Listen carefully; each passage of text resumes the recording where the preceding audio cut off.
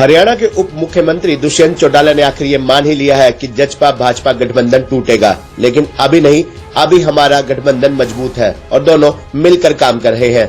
दुष्यंत चौटाला रोहतक में परिवेदना समिति की बैठक में भाग लेने पहुंचे थे। साथ ही उन्होंने पहलवानों के धरने को लेकर जननायक जनता पार्टी का स्टैंड क्लियर करते हुए कहा कि जांच में जो भी दोषी हो उसके खिलाफ सख्त कार्रवाई होनी चाहिए, लेकिन धरने को राजनीतिक पार्टियां राजनीतिक मंच न बनाए। दुष्यंत चौटाला से जब अभय सिंह चौटाला द्वारा जजपा भाजपा गठबंधन के जल्द टूटने के बयान पर सवाल किया गया तो दुष्यंत चौटाला ने कहा कि मेरे विरोधी 3.5 साल से इस गठबंधन के टूटने की बात कर रहे हैं, लेकिन जिस दिन गठबंधन टूटेगा उस दिन टूटेगा, आज तो नहीं। आज के दिन गठबंधन काफी मजबूत है और दोनों पार्टियां मिलकर काम कर रही हैं और जनहित के फैसले दोनों पार्टियों द्वारा मिलकर ही लिए जा रहे हैं। वहीं उन्होंने जंतर मंतर पर चल रहे पहलवानों के धरने को लेकर कहा कि इस धरने को लेकर जननायक जनता पार्टी का स्टैंड शुरू से ही क्लियर है। पहलवानों ने जो आरोप लगाए हैं उसको लेकर जांच कमेटी का गठन कर दिया गया और जब पहलवानों ने एफआईआर दर्ज करने की मांग की तो पुलिस ने एफआईआर दर्ज भी कर दी। अब इस मामले में जांच की जा रही है और जांच में जो भी दोषी पाया जाए उसके खिलाफ कार्रवाई होनी चाहिए। अगर आरोप सिद्ध नहीं होते तो किसी को आरोपी नहीं बनाया जा सकता। इस मामले में पुलिस का काम जांच करने का है, सरकार का नहीं। लेकिन साथ ही उन्होंने कहा कि पहलवानों के राजनीतिक पार्टियों द्वारा धरने को राजनीतिक मंच नहीं बनाया जाना चाहिए। कर्नाटक के एग्जिट चुनाव के बाद एग्जिट पोल के नतीजों को लेकर उन्होंने कहा कि एग्जिट पोल के नतीजे सही नहीं होते। एग्जिट पोल में तो हमारी एक भी सीट दिखाई नहीं दी थी। मैं 13 मई के नतीजे आने के बाद ही कुछ बोलूंगा। मैंडेट पोलिंग के ऊपर किसको मिलेगा ये 13 तारीख को जग जाहिर हो जाएगा।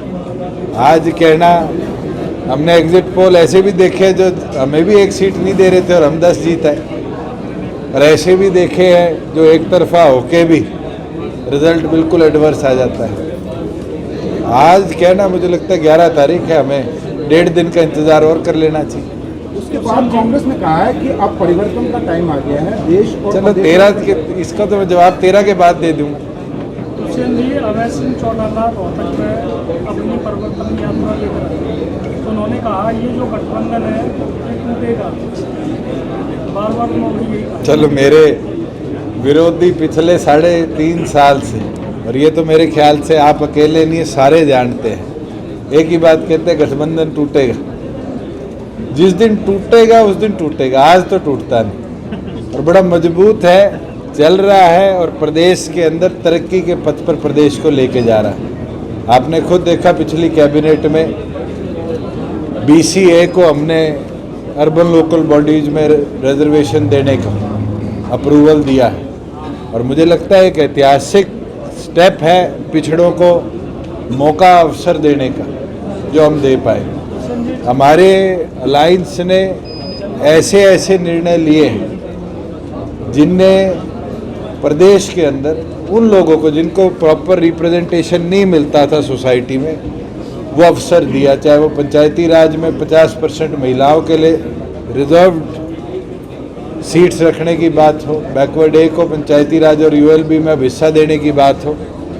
उसके साथ साथ आज हर व्यक्ति को गवर्नमेंट की किसी योजना का लाभ किसी दफ्तर से जाके चेक लेने की जरूरत नहीं, DBT के माध्यम से हम खाते में देने का काम करते हैं।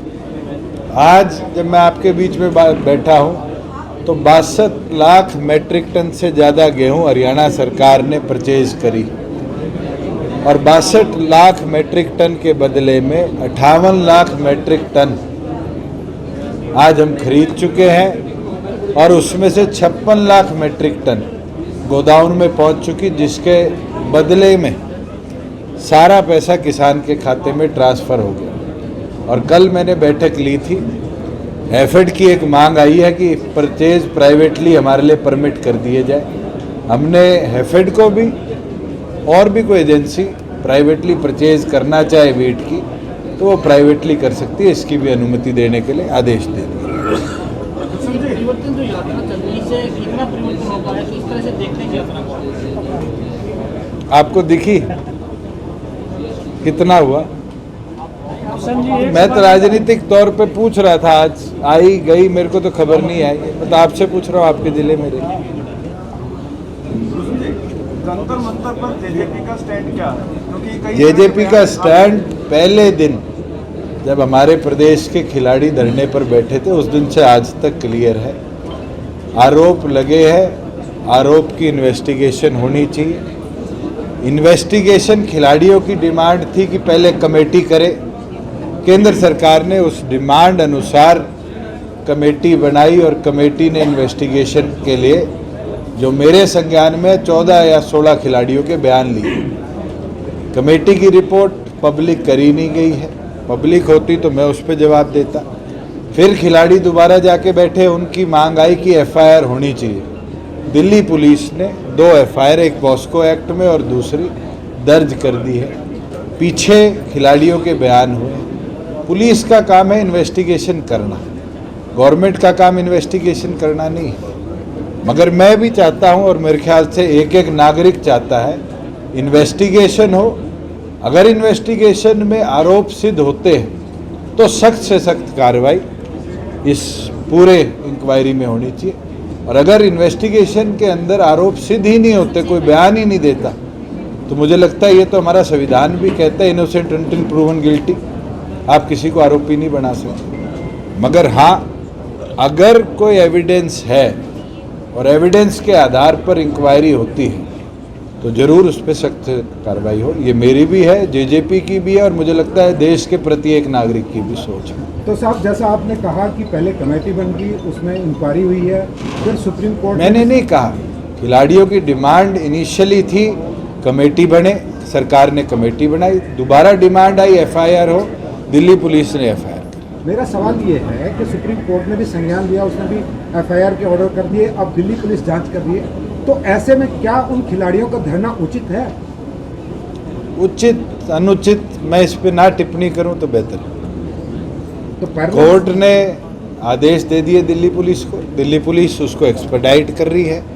जितनी जल्दी इन्वेस्टिगेशन होगी उतनी जल्दी उस पर एक्शन होगा। मगर हाँ, मैं दोबारा अपने स्टैंड बड़ा क्लियर कर देता हूँ कि अगर आरोप सिद्ध होते हैं तो सख्त से सख्त कार्रवाई। चलो, पॉलिटिकल एजेंडा इसको ना बनाए, खेल से संबंधित है, ओलंपियंस है, देश को रिप्रेजेंट करके आए हैं, उनके जो आरोप है उसको प्रॉपर इन्वेस्टिगेशन करना मुझे लगता है ये हमारी प्राथमिकता रहनी चाहिए। अच्छा सर।